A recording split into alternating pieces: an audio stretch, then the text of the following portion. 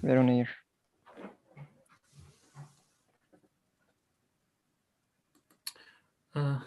Assalamu alaikum. Bismillah, alhamdulillah, wassalatu wassalamu ala Rasulullah. Inshallah, we're going to continue this week with the miraculous aspects of Qur'an, and this is going to be our last week about Qur'an. And I guess the next week, the decision is to continue with Ramadan, but for this week, we are going to be again discussing miraculous aspects of Qur'an. And I usually do, I would like to first remind the two questions that we are trying to answer.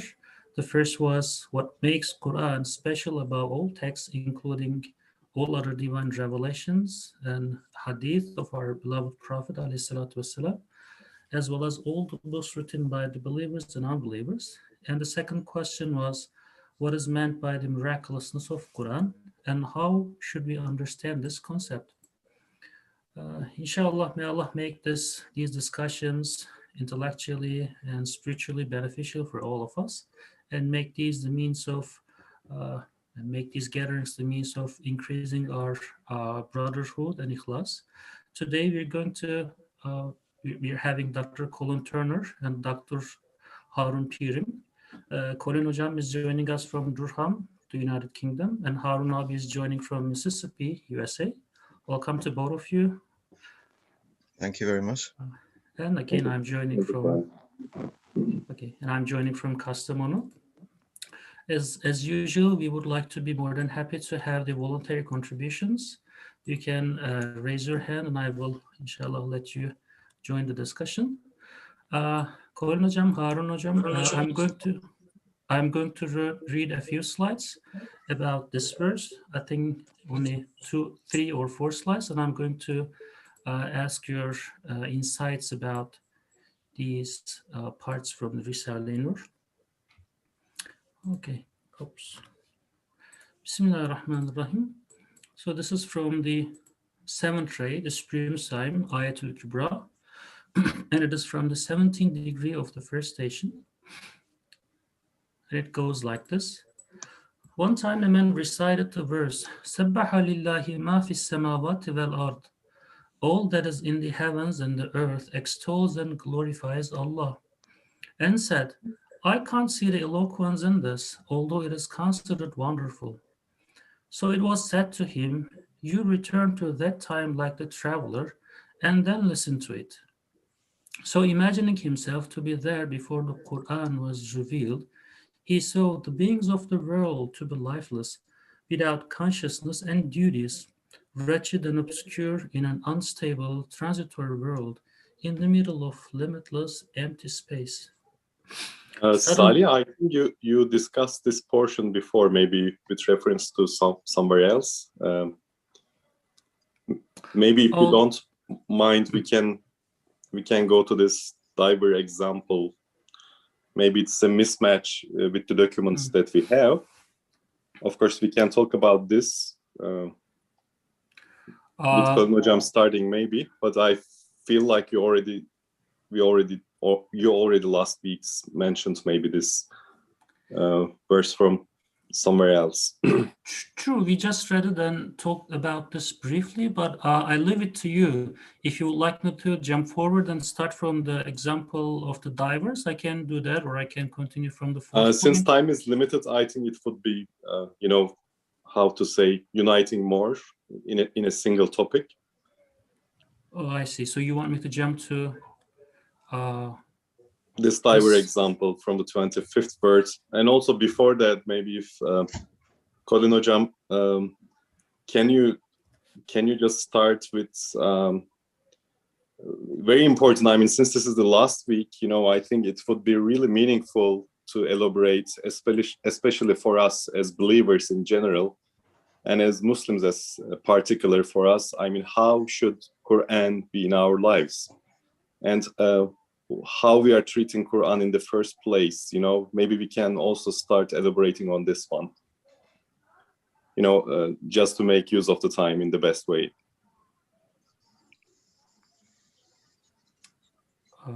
I agree with Harun actually. This is the last week we are looking at the Quran. Next week we will start with Ramadan Risale. And we're talking about the miraculousness of the Quran, of course. This has been studied. Ustad Nursi studies it very closely in his work. And he's studying it from a position not just of a believer, but also as an expert in language. For us who are not experts in language, it's actually quite difficult to talk about either the comprehensiveness of the language, to talk about the miraculous nature of the language, to talk about the eloquence, to talk about the rhetoric, the word order. It's very difficult. And I would suggest that unless we are experts in Quranic language, I purposefully didn't say Arabic there because I don't see the Quran as Arabic in the normal sense of the term as we use it now. Unless we are experts in that language, it's very difficult to, discuss the miraculousness other than to say that we understand it's miraculous. So I thought it would be a good idea, if people are willing, is to talk about one aspect of miraculousness, which is the fact that the Quran is addressing me personally. It's addressing me when I read it. It's addressing me as the primary addressee. In other words, when I read the Quran, it is talking to me. It's about me and my life. It's not about X and his life or Y and her life.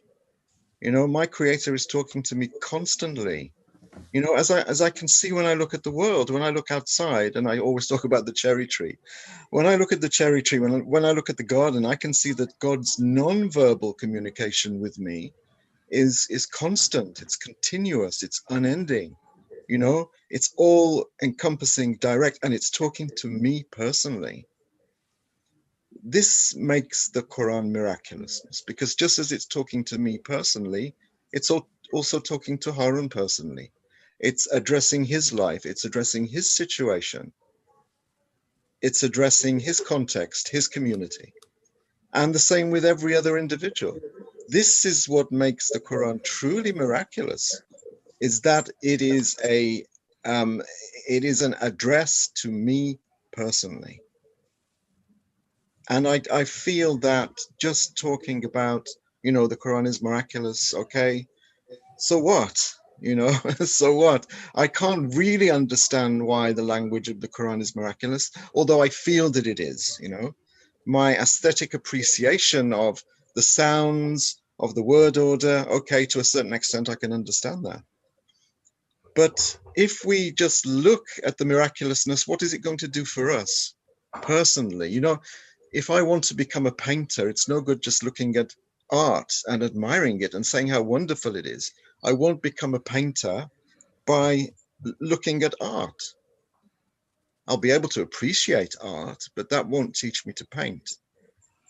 And I just thought that, most of us as Muslims, we have a strange relationship with the Quran, We know in our hearts that it is miraculousness, it is miraculous, but we treat it as though it's an object that we can't touch.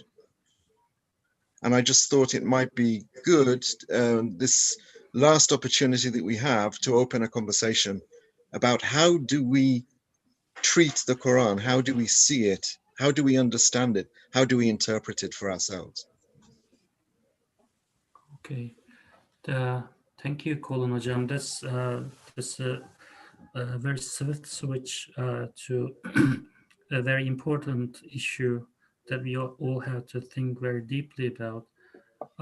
And Harun Hocam, would you like to say anything about this, or do you have any insights on how we should take the Book of Allah as a missive sent to all of us individually, one by one? So there should be some practical hints on how to start off with this. How should we? Do we need a paradigm change, or what kind of hints would you tell us about taking Quran personally? I think thank you, Colin Hocam. Thank you, Salih. Assalamu alaikum, everyone. Good morning, good afternoon, good evening, based on the time zones. That's wonderful. I hope we can elaborate, more and more on it. We are in need of it. Paradigm change, paradigm shift. These are, of course, beautiful wordings, and I see, for instance, Said Nursi's impact in my life to understand Quran. When I first, touched his text, treatises on any pages like we are reading here, Said Nursi almost is successful connecting me directly with the Quran. So I feel like whenever I read some texts from his writing, including this one, I really immediately feel myself in another world, just to mention it. So I feel the freshness of the verse, as Colin Hocam mentions. We are not feeling the freshness of the verse. There was a medical doctor friend of mine. He was saying, it's impossible for anyone really see the blood in reality, because the blood we see, it's when it's out of veins, right? When you cut a vein, the blood is out of the vein. So seeing blood out of the vein is not seeing the blood, actually, because it's not fresh, it's not flowing. So many aspects, features of the blood is not there when you see the blood out of the vein. So it's kind of, Nursi takes us to the freshness of the verses, which are live, vivid, vibrant, so that we can really make sense of it with our intellectual capabilities. We can really get a meaning out of it for particular lives. We can get direction by the verses. As Ibn Arabi mentions, every verse of the Quran has its implication. It's not just a reading, it's live, it's fresh. It's like the bird singing out there. Every verse is a bird singing with its language. So we need to see that it's a live text, and it has no similar text to itself. Although we all know divine revelation is in common, and we do believe in other divine revelations, but Quran is the latest one. It's so comprehensive as it is mentioned here. Of course, I cannot draw here a framework to approach it, but the thing is, in the first place, our daily lives with the Quran should be in such a free and friendly way that we should understand that it is really talking live to ourselves. And this speech is Kalamullah, Allah's speech, and it is directly speaking with myself, as well as with my community, with my family, and all my relationship, and encompassing my work, my daily life, my everything. Of course, in this understanding, everybody can say two people will be understanding differently. I would say this is also fine, as in this example on the slides, this is very nice text. I hope we can put this text into our discussion today. We understand that everyone will understand Quran differently to some extent. And this difference is wonderful, since we are all created differently as well as similarly. So that should be how it is, right? I mean, it should particularly talk with me, and in general talk to everyone. So we're going to end up having different meanings to our particular lives. That's the miraculousness in the first place. So yeah, this is my first chunk, let's say. I don't want to keep it longer, so we can elaborate more on the way. Okay, these are very nice introductory comments from both of our panelists. And so, by the way, my apologies, please, because I mistakenly downloaded the wrong PDF. So the actual starting point should be this slide, and I'm gonna go ahead and start reading this, because basically we will hopefully, inshallah, at the end of this few slides, we're going to have an understanding of why different scholars or different like lay Muslims like myself understand different or approach Quran differently than many others. So we will have an understanding why this is the case. Okay, I'm gonna go ahead and start reading, inshallah.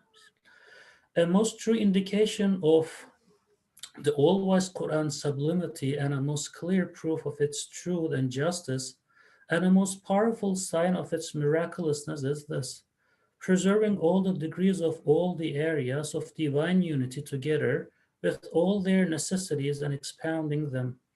It has preserved their balance and not spoiled it, and it has preserved the balance of all the exalted divine truths, and it has brought together all the ordinances dictated by the divine names, Asma'ul Husna, and preserved their mutual proportion, and it has brought together the lordly and divine acts with perfect balance.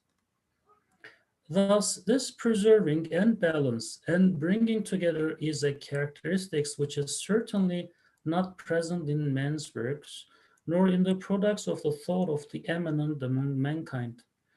It is to be found nowhere in the works of the saints who have penetrated to the inner face of beings, which looks to their Creator, nor in the books of the Ishraqiyun, who have passed to the inward, hidden meaning of things, nor in the knowledge of the spiritual, who have penetrated the world of the unseen, Alam al-Ghayb. As though they have practiced a division of labor, it is as if each group adheres to only one or two branches of the mighty tree of reality. Each abuses itself with only its fruits or its leaves. They either know nothing of the others, or else do not concern themselves with them. Absolute reality cannot be comprehended by restricted views. A universal view like the Quran is necessary in order to comprehend it. For sure, they are instructed by the Quran, but with a particular mind, they can only see completely one or two sides of universal reality, are preoccupied with them, and imprisoned in them. They spoil the balance of reality through either excess or negligence and mar its proportion and harmony. This truth was explained with an unusual comparison in the second branch of the 24th word, and now we shall point to the matter with another comparison. And here starts the comparison, the example, which kind of employs divers. It's an interesting example. For example, let us suppose there is some treasure under the sea, full of innumerable jewels of various kinds. Divers are plunging the depths to search for jewels of the treasure. Since their eyes are closed, they understand what is there through the dexterous use of their hands. A longish diamond comes into the hand of one of them. The diver assumes that the whole treasure consists of a long pillar-like diamond. When he hears of the other jewels from his companions, he imagines that they are subsidiary to the diamond he has found, and are facets and embellishments of it. Into the hand of another passes a round ruby, while another finds a square piece of amber, and so on. Each of them believes that the jewel he sees with his hand is the essential, major part of the treasure, and supposes that the things about which he hears are additional parts and details of it. So then, the balance of the truths is spoiled, and the mutual proportion too is marred. The color of many truths changes, and in order to see the true color of reality, they are obliged to resort to forced interpretation and elaborate explanations. Sometimes even they go as far as denial and rejection. Anyone who studies the books of the Ishraqiyun philosophers and the works of the Sufis who rely on illuminations and visions without weighing them on the scales of the Sunnah will doubtless confirm this statement of ours. That is to say, although their works concern truths similar to those of the Quran and are taken from the Quran's teachings, because they are not the Quran, they are defective in that way. The Quran's verses, also, which are oceans of truth, are diverse for that treasure under the sea, but their eyes eyes are open and encompass the treasure. They see what there is in the treasure and what there is not. They describe and expound it with such harmony, order, and proportion that they show the true beauty and fineness. For example, just as they see the vastness of Lordship expressed by the ayah, والأرض جميعا قبضته يوم القيامة والسماوات مطفية بيمينه يوم نطوي السماء يوم نطوي السماء كطي السجل للكتب, and the whole of the earth will be but his handful, and the heavens will be rolled up in his hand. The day that we roll up the heavens like a scroll rolled up for books completed. So too they see the all-encompassing mercy expressed by these. إن الله لا يخفى عليه شيء في الأرض ولا في السماء هو الذي يصوركم في الأرحام كيف يشاء ما من دابة إلا هو آخذ بناصيتها وكأي من دابة لا تحملها رزقها الله يرزقها وإياكم. Indeed, Allah, there is nothing hidden from Him on the earth or in the heavens. It is who shapes you in the wombs as He pleases. There is not a moving creature, but He has grasp of its forelock. How many are the creatures that carry not their own sustenance? Is it God who feeds both of them and you? Sadaqallahu Azim. So that was a very long read, but I didn't want to spoil it by stopping in the middle. Colin Ajam, would you like to start off and tell us what this example is telling us about miraculousness of Quran? I'm not sure what I can say about this, apart from the fact that the Quran is an absolute document. It's the absolute speech of an absolute being. And as I said before, it's talking to each of us individually, and we get from it, this is what I understand from the metaphor of the divers, we get from it that which we look for. You know, in accordance with our abilities and our understandings, that's what we gain from the Quran, that's what we take away from the Quran, depending, of course, on intentionality, depending on our approach. You know, we get in accordance with our capacity. And the fact that it talks to everyone, some people will get rubies, some people will get gold, some people will get pearls, shows that it, again, its miraculous nature lies in the fact primarily that it is talking to everyone, is able to talk to everyone individually on their level in accordance with their capacity. But our problem is we treat the Quran like a historical document. And we don't see this miraculousness. We say, yes, the Quran is a miracle, but we historicize it. And for us as Muslims, it's always about there and then. It's about the prophets did this, the prophets did that, as stories. We should never historicize the Quran. The Quran is always about the here and now. For me, that's why it's a miracle. It's talking to me directly. It's not about there and then. It's talking about here and now, and it's talking about me. And as I said before, and I'm sorry to derail the conversation, but we don't really have that much time left to talk about why what am I doing here with the Quran? You know, what do I want from the Quran? What am I looking for? Quran is not a storybook. It's not a chronicle of interesting historical events. You know, it's always about something that we are doing right now. It's about our own personal, individual lives, as well as our communal lives, but it's speaking to us and to our context. And if we think that the Quran is about something other than our own selves, then we are reducing it to a very beautiful, ornate, decorated storybook.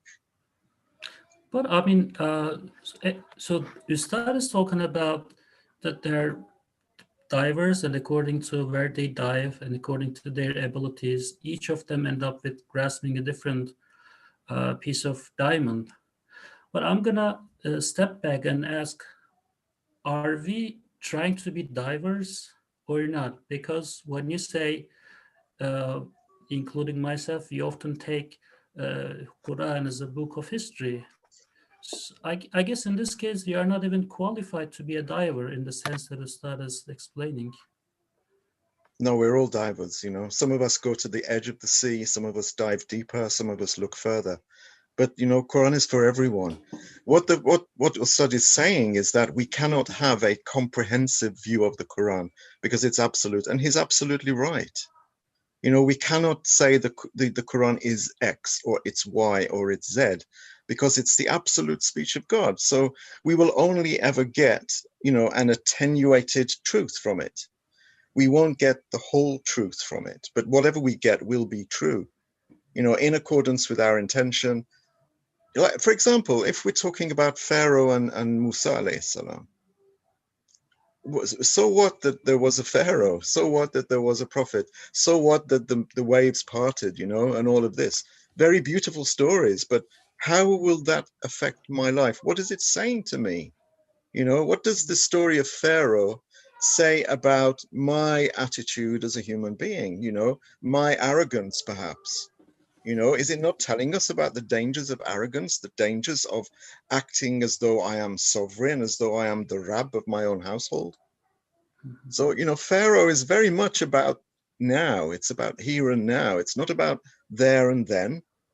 We shouldn't be arguing about, you know, how did the waves part? Maybe it was the pull of the tides. Maybe it was the moon, or maybe it was a causeway. I've seen these arguments. I've heard these discussions. You know, which pharaoh was it? Oh, the pharaoh is preserved in the British Museum. It could be that one. It could be this one. We're treating the Quran as though it is a beautifully ornate and decorated history book, but we are not addressing the main question, and that is the Quran is talking to me and to you and to Harun and to everyone else directly. Directly. Yeah. You know, we shouldn't see the True. prophets just as worldly wise men. We should see them as instructors, as teachers, telling us, showing us how to navigate our human existence. And I think what Ustad is saying in this about the diving example and the jewels is that we should never claim to have exhausted the interpretation of the Quran. You know, if I find a pearl in the Quran, you know, this is a pearl, but there are gems elsewhere. There are rubies, there are amethysts, there is gold, there is silver. We have not exhausted the interpretation. You know, there's always room for improvement, for new meanings, for fresh nuance, for new insights, and this is never ending. As long as our understanding doesn't contradict other understandings, that pearl is a pearl and it's valid, and that it's possible. So, Yeah. as Harun very beautifully put it with his metaphor of blood, you know, we need to see the Quran as a living, breathing document, which is encompassing an embodiment of divine speech, which is addressing me directly, you know. When it says Iqra bismi rabbik, that's talking to me. It's saying interpret in the name of your Lord, the Lord who created you. That is addressing me. It's as though it's being revealed at this very second. And I should never forget that. We should never forget that. Yeah. I mean, the level of ignorance or the color of our ignorance might be different, but for example, in the surah that you gave as an example, the Surah Al-Alaq, there's a very deep lecture that is given by Allah directly to pretty much everyone who sees himself or herself as an addressee, because some of the terms in that ayah are very heavy, especially towards the last part of Surah Al-Alaq. So if you read the universe without attributing whatever is happening in the universe to its creator, then the path to being a Firaun is all open to you. However, if you bow down and prostrate to Allah, then this is what Allah is actually asking us to do, and there are definitely many deep meanings that I don't think we will have time. But internalizing, first of all, taking the verse as personal, Allah is addressing me, not Colin Hoca, not Harun Abi, but addressing me, and try to take uh, lessons from those. Uh, yeah, Harun Abi, I think the discussion is getting to a very nice kind of. Corinne Hocam has very gently reoriented the discussion. What would I you don't say? know whether Right. it was gentle. Yeah, it was really gentle, since we are getting into the kind hands of Quran. The thing is, I'm questioning. It's like we are somehow reserving some gaps between Quran's message and ourselves. Yeah. Such as I am just saying that I'm not eligible to understand this text, or someone's understanding of this text is stronger than mine, so I could resort with the sole meaning of this verse for my life. So somehow I feel like we are generating some fictitious gaps between ourselves and the message of the Quran. And to question further, these gaps can be, I think, because of our profession. Since I'm an engineer, let's see, I try to comment everything, like the cyber example. I try to generalize everything in terms of engineering. And, there were some examples, like somebody is really connected with numbers and trying to reduce all Quran's organization into some numerical format, numerical function outputs whatsoever. Abject calculations, you mean? Right, calculations, or, there are different miracles of Quran, and he's trying to reduce the Quran into numeric miraculousness. And if he sees a verse which is out of this numeric function, he says that there's a problem with this verse. Of course, this is very extreme, but what I'm really saying is my profession, my understanding of, or my perception of the Quran's message, these are really huge gaps between myself and the message of the Quran, which also impacts my personal life to be guided by the Quran's soul's message. As this passage addresses, I think 24th verse of Sayyid Nursi is brilliant. It's a masterpiece. And I would say, to get into touch with Quran, I would say 24th verse is kind of seminal. It's I don't know how to say better words that it deserves, but Yes, over there it starts with the ontological questioning of the Creator's reflection of the Creator's names. And since we are particularly understanding these reflections, we are trying to understand the Creator in the first place. That's the gist of the creation, right? To know the Creator. And Quran is the book of the Creator. Universe is the book of the Creator as well. So Quran is the book of the Creator in this sense. So I'm eligible to understand both the creation as a book and the Quran. It's a book, we know. So I think they are equal in hardness or easiness. If I'm qualified to read what the charity tells me, I'm qualified individually, I'm qualified to understand what Firavun or Musa alayhi salam tells me directly.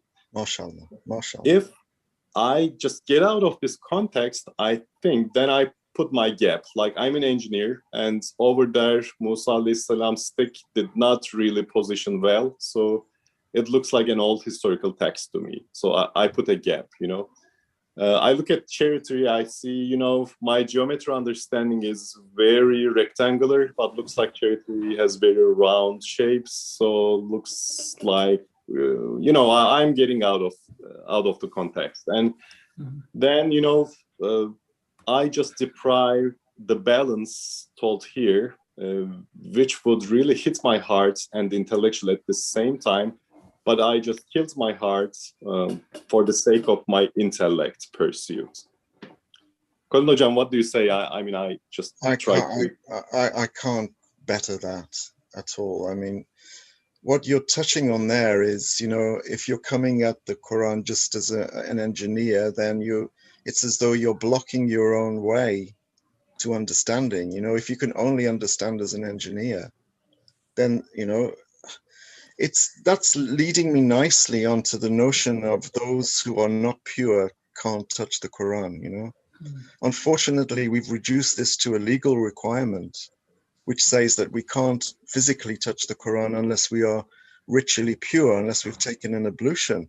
Now, this is correct, it's absolutely right, but ritual purity has got a meaning over and above the literal meaning.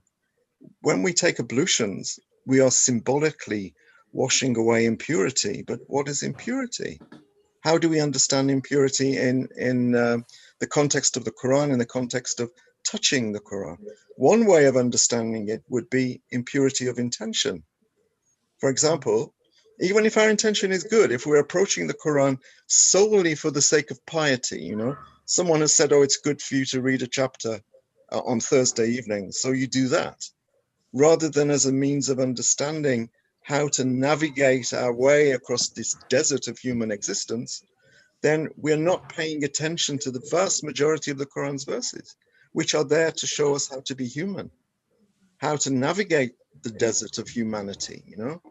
If we're using the Quran just as a cultic object in order to gain points from God, then in actual fact, we are impugning its integrity. We are belittling it. We are disparaging it. You know, belief can't be improved by telling stories about people in the past, however wonderful they were, however noble they were, however holy they were. Adoring the works of a painter or adoring the painter himself won't make you a painter, as I said before. So another kind of impurity is the impurity of preconceived ideas, or ideas that we've inherited from our family, from our culture, you know, culture tainted ideas which have become mixed up with belief. We approach the Quran in that way, as Harun so rightly and eloquently puts it. We are opening up gaps between ourselves and God's speech, you know, and a gap is like, it's like when you lose connection with Wi-Fi or with Zoom, you lose connection, and that's tragic. Beautiful comments. So I feel like me watching a ping pong game. Harun Abi, what would you like to say? No, you're a very good coach and also the player in this example. Yes, I mean, this is I so said I'm just an unfortunate. audience because I cannot come up with arguments or ideas or comments that will match. I think that's also part of it. You know, I'm telling myself silence is part of the conversation. So okay. if we don't have spaces, we cannot read any sentence without spaces. I think these are meaningful spaces anyway. So I want to take from Colin Hocam saying the cultural effects, the way we are raised, the way we are put into society. And again, you know, I'm fascinated with Said Nursi's vision. It's amazing. When you look at, he was born from a very little neglected part of Turkey, New Turkey, or the old Ottoman whatsoever. He has so much vision to embrace all worldviews, all religious views, all spiritual views, all intellectual views. Like here in Diver example, looks like he has the capability to understand such different diverse understanding and the Quran. And he's appreciating these views in his early writings, such as Reasoning, Muhakemat.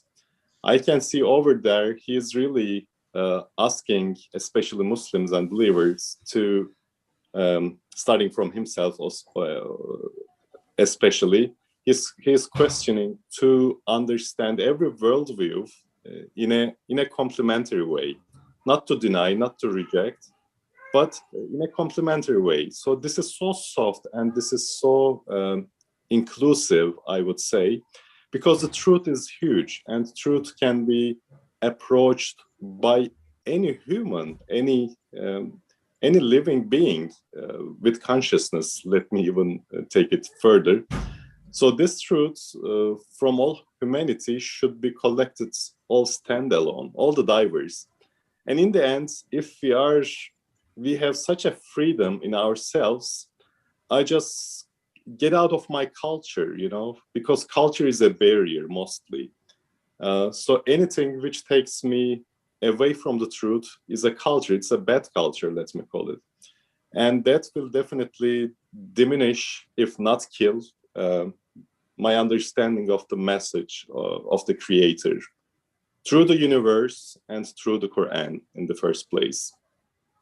So I think to elaborate on these gaps happening, the culture is really problematic, and we need to get out of the culture that we were raised, questioning every bit of things dictated on us, to have our own freedom, to be what to say, the person who needs to get in touch with the message of the Quran as a standalone being,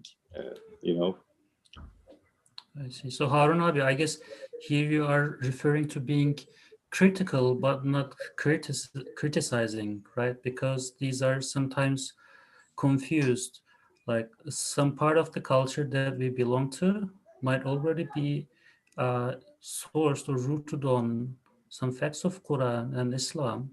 But in this case, if we kind of uh, confuse being critical with being that's true. This is yeah. why I said, when you look at Said Nursi's writings in reasoning especially, he's trying to get all the goodness from different worldviews, including some sects in schools of thoughts. He's not really rejecting, or he's solely criticizing to just say that this view is very bad, this school of thought is really, biased whatsoever. Instead, he's just saying that he's just getting the good parts of it, and he's just saying there's a goodness or there's a reality in this worldview or in this school of thought.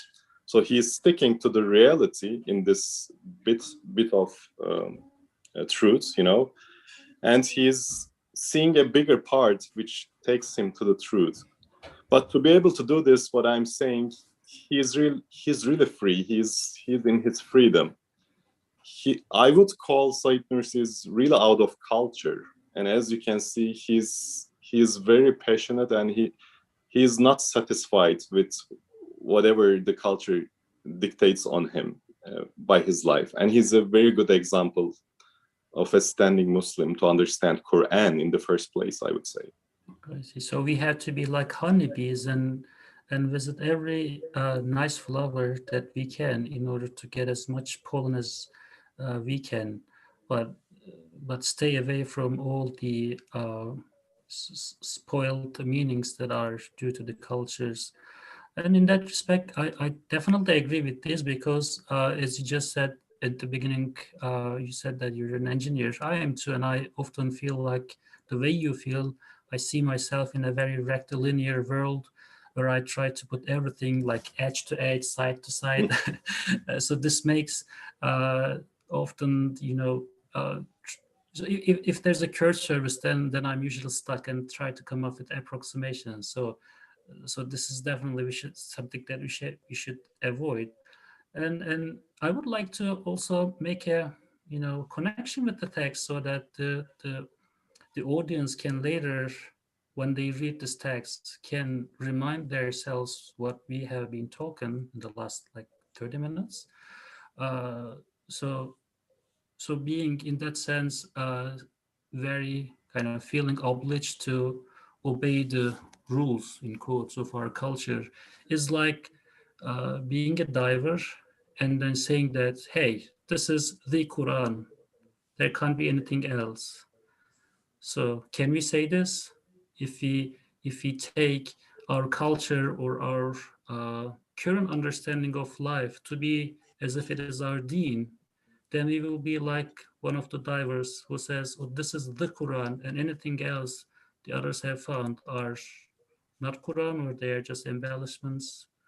Can we say this? Colin Hocam? I think it's because we are fixated on ownership. I own my understanding and you own your understanding. And this territoriality, it's intellectual as well as physical, you know.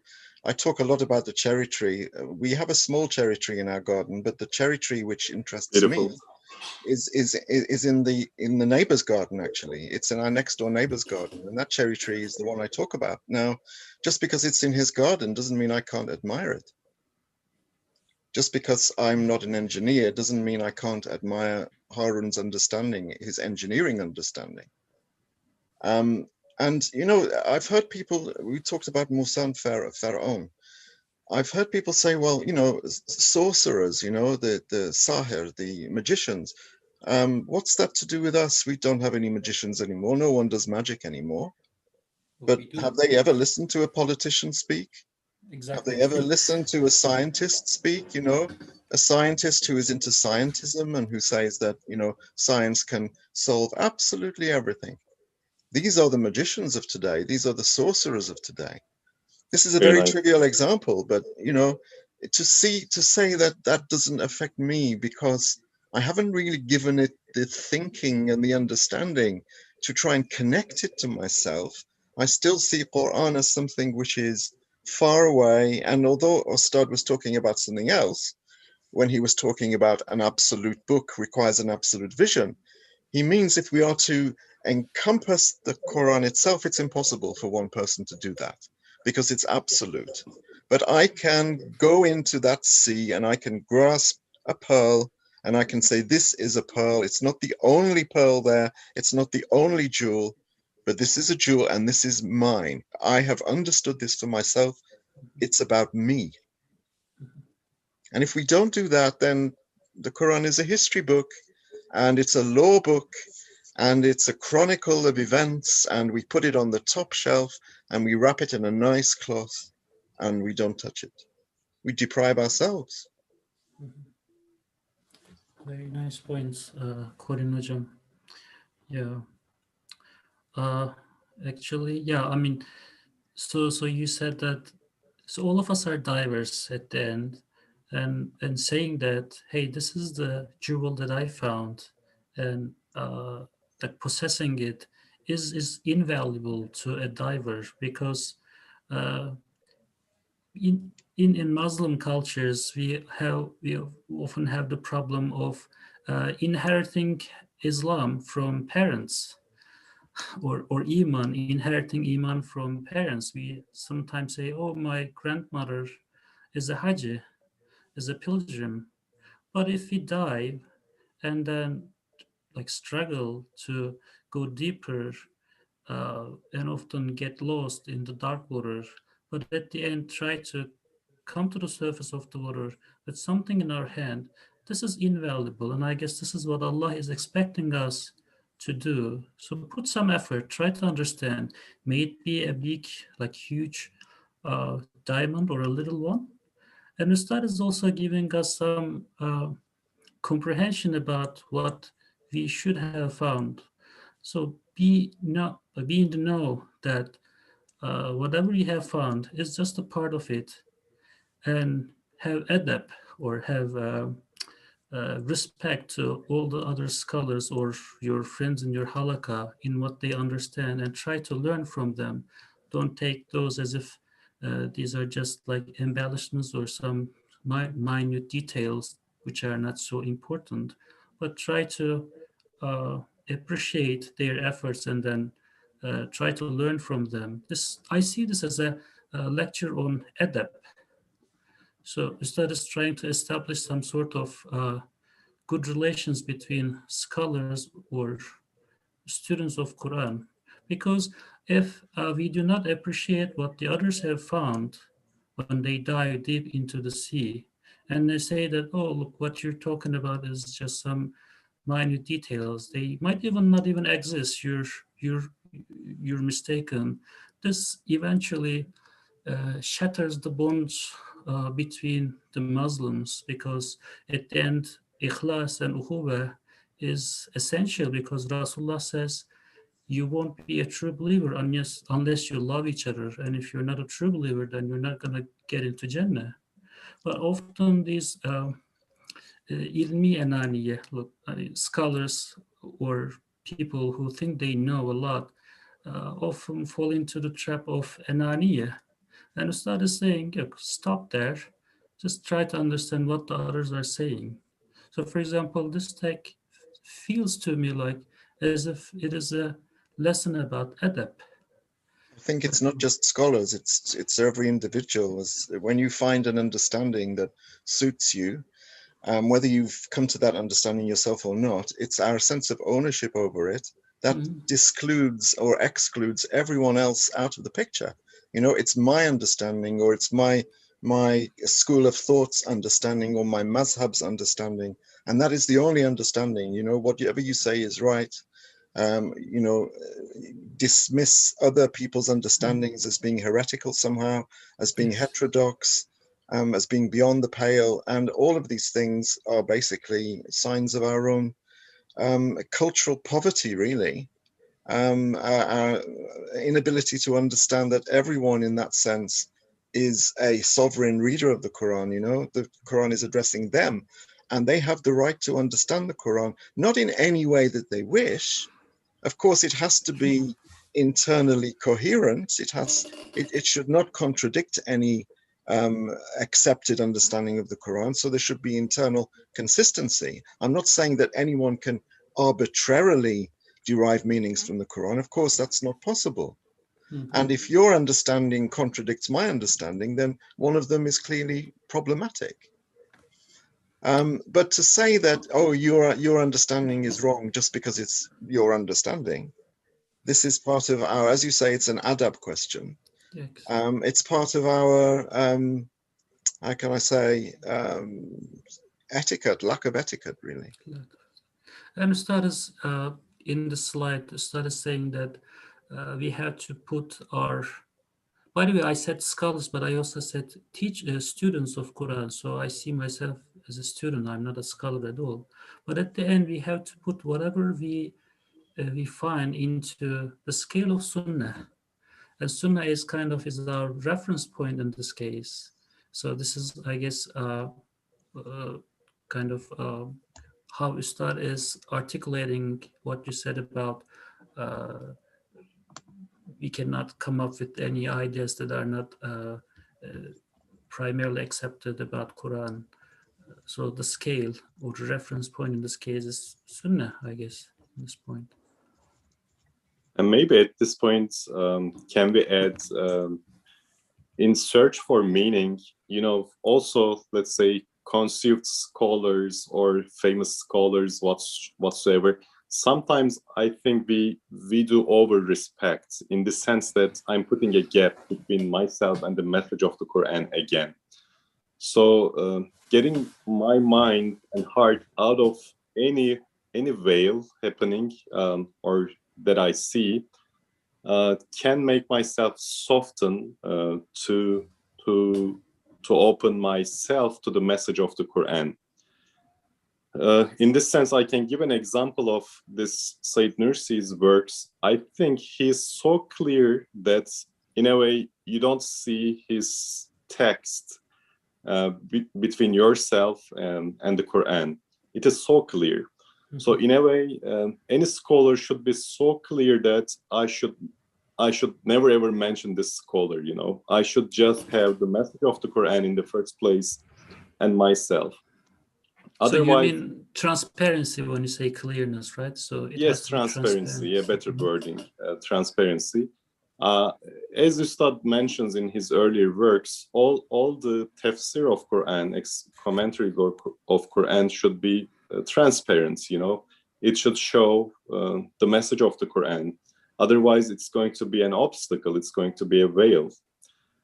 Same for everything. I'm trying to get rid of all the gaps that I have through culture, through other understandings, through other commentaries, you know, to the extent that they're taking me still away from the Quran's message somehow. It might be good intention. We never question good intentions whatsoever. And we are not talking here individualism, right? I am the sole understanding of this. Not something like this. But to be able to get the direct message of the Quran to my daily life, I think I should see how I am imprisoned by many different cultural scholar, and many different veils. All right. Thank you, Harun abi, and thank you, Colin Hocam. I think we are at the end of our 1 hour period, and I will kindly ask Colin Hocam you to, inshallah, to the closing prayer. Would you do that for us? Oh, Colin Hocam is sorry. gone. No. Sorry. Okay. Sorry, I didn't catch what you said. So we are at the end of our time. So I would ask you to do the closing prayer, Oh, if you okay. can. Sorry. inshallah. Okay. No problem. Actually, Colin Hocam, before the prayer, I want to ask you if Salih, if we have a couple of minutes, it would be nice. I'm questioning the role of scholarship. You know, when you look at Said Nursi, he's a giant scholar. But when I look at him, he's like friend of mine. I mean, how is this balance? You know, to be a student of Quran doesn't require to be scholar at all. So what is this quality? You know, it's somebody comes and asks him like, I hate to pray 5 times a day, for instance. He doesn't, you know, preach on this person. He just says that I looked at myself and my nefs said the same thing. You know, my nefs objects 5 times prayers. It's hard. It's not as easy.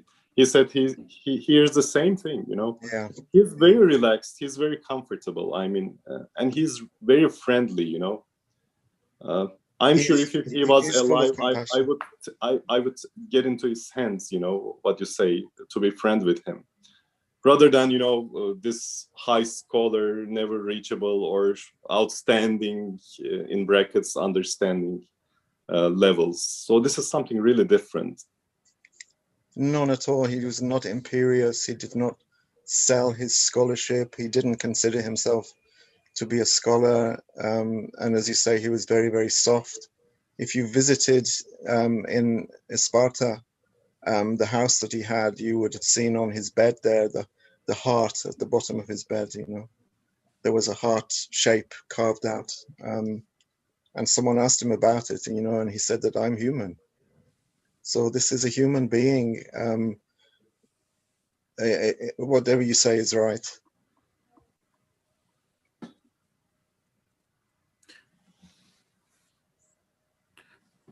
Okay. Yeah, Harun Hocam. Maybe I'm trying to say with these things actually, to conclude from my side, you know, how to make this gap less and less between Quran's message and myself. I should really avoid any technicality, you know.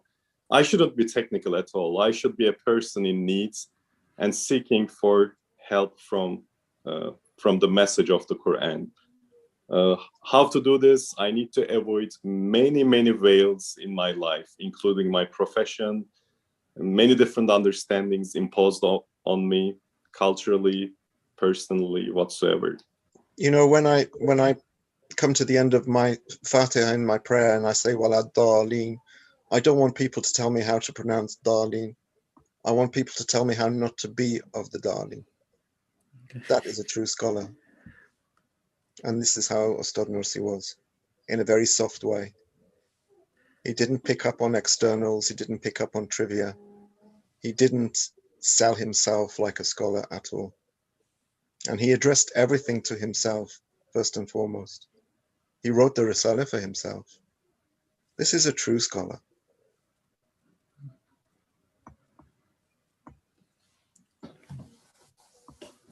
MashaAllah.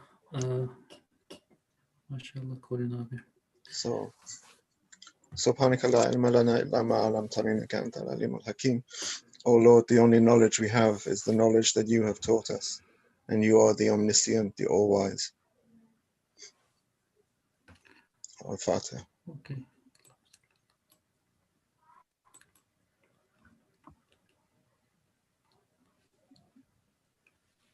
Thank you, Salih, Thank you. hosting Thank this, you very and much. thanks Thank all you. organizers and listeners. Thanks everyone. Jazakumullah abadan daiman, inshallah, Colin Hocam, Harun Hocam. Thank you very much. Assalamu alaikum.